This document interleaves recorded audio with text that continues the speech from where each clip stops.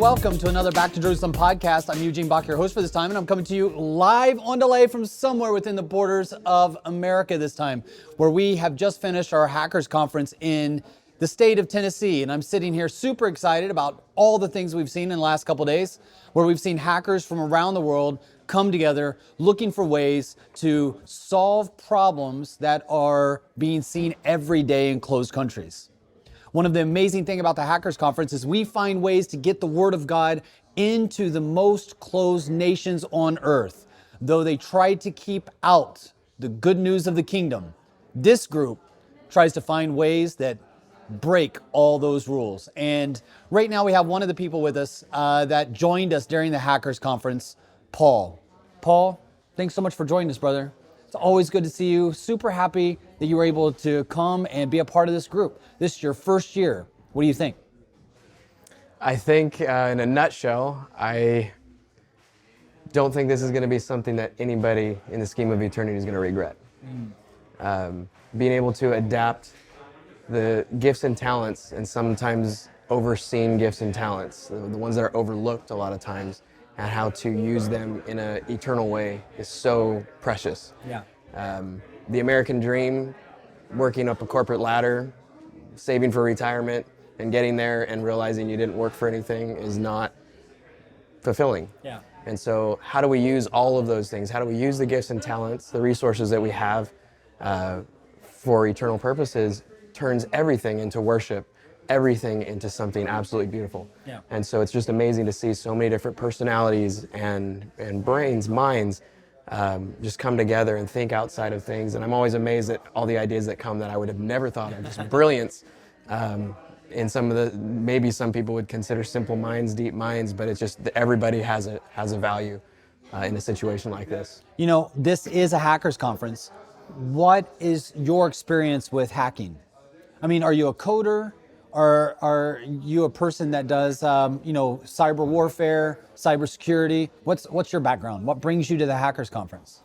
I was in IT for 20 plus years and still maintain a presence there. We ran ISPs, a lot of wireless, like radio tower type connections and stuff in a general nutshell. But yeah. But a lot in between. We've touched on so many different systems, from security and some other things. And yeah. Would you consider yourself a hacker? No. No. Now, this is one of the things that I love about the Hackers Conference, right? Because a lot of people, when they think of hackers, they think of individuals who kind of sit down at a keyboard and begin to break into bank accounts, government systems, closed systems. But in this instance, hackers for us is one, getting into a closed system. Not necessarily a computer system, but getting into a closed system. And when we look at the gospel, there are so many countries that are closed to the teachings of Jesus Christ, right? So that's one. Two is it's just a matter of problem solving. Hacking can be problem solving. It doesn't necessarily have to be IT or computer. And one of the things that I love that you bring is that understanding of how to bring hardware, software integration. So even though we have hackers that are able to break into computer systems, we do have the cyber warfare people here. We do have the individuals from like the State Department and the military, and that have been classically trained on how to hack and stop hacks. We also have the need for creating tools like our pill Bible, the hologram pill Bible. We have an audio Bible that I can't give too many details about because of its security and the nature of it. We have different devices that are tangible, that have to have hardware, and you kind of bring that experience. A little bit. A little bit? Yeah, little manufacturing, but I did work extensively with customers, and that was one thing through the years, that you get to see so many personalities on the receiving end of a product. So anytime you're developing anything, it's easy to get really excited about something from a technical standpoint, but you have to constantly stop getting excited and back off and go, can they even use this? Would they even use it? Does it even help still? And keep reevaluating over and over as things kind of stray on tangents, how to do it efficiently for the customer at hand. Yeah. And one of the things you do now is you run a production facility. Is that correct? Yeah. Light manufacturing. Light manufacturing. So you are, it's one of the things that you do on a regular basis, integrating hardware with software on your production line. Correct. Yeah. The reason why I think that this is so great is because there are people that read about the Back to Jerusalem Hackers Conference. There are individuals that hear about it, even through this podcast, and they don't really know whether, I think a lot of people feel that this is super spy, secret, this couldn't possibly involve me. And we have a need for many different disciplines, individuals that not just do hacking, but do a lot of different things, and just creative thinkers we also need. Yeah, I think that's an amazing part of it is to be honest, come here and I told you, I don't have anything to offer. Yeah. And which is wrong, but yeah. I'm encouraged by that because in hindsight, I realized that was my mindset, but I'm going to be obedient and go. I know I have experience, but when you don't know what you're getting into, you don't know what to offer.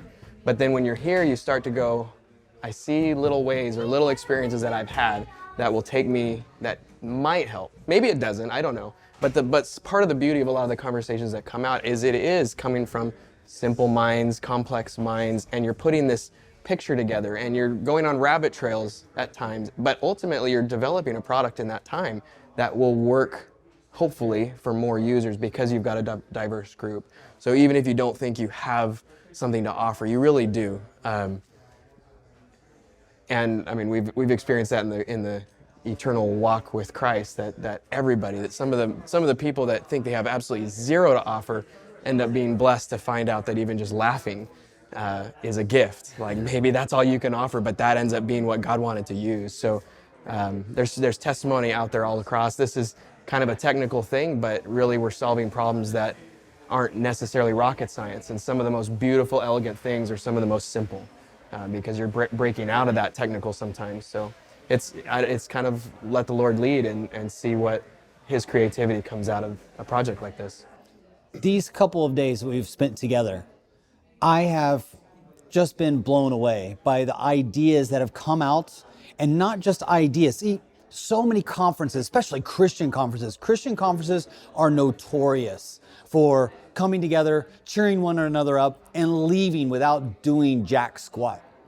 But we have people coming together, brainstorming, looking for ideas and solutions to real world problems on the ground, and then before they even leave, putting together things that will be usable, some of them already before they leave from this conference. We've been able to see ideas go from concept to reality within a few hours. Things that would be almost impossible for us to do ourselves become reality when these individuals from all around the world come, and freely, by the way. I mean, nobody was paid. We got some of the best experts in the world not being paid one penny, coming in and giving their services, which, could run hundreds of dollars an hour for their expertise, just consultation before they even do anything practical. And they're giving that service for free. Instead of putting money in a basket, instead of giving a donation, they are putting their skills to work and giving a sacrifice, giving an offering of their time.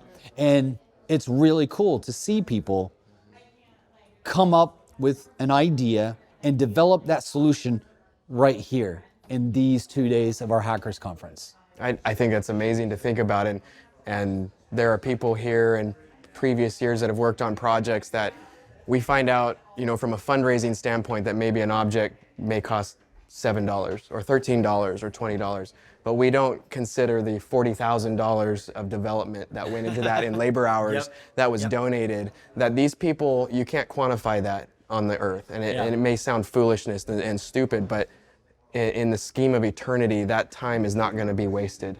That time is the treasure of treasures because it was all spent in worship to God. Somebody simply just sitting in their room researching something or building something or sharing some information and collaborating to create something that was eternally beautiful. So. Yeah. Well, it's been a great couple of days. Thank you so much, Paul, for joining us. I'm really, really thankful. I'm glad that you're able to share with our audience how these 2 days went. And I want to thank you guys so much for joining us again for another Back to Jerusalem podcast. Again, I'm Eugene Bach, your host for this time, coming to you live on delay from somewhere within the borders of America this time. God bless.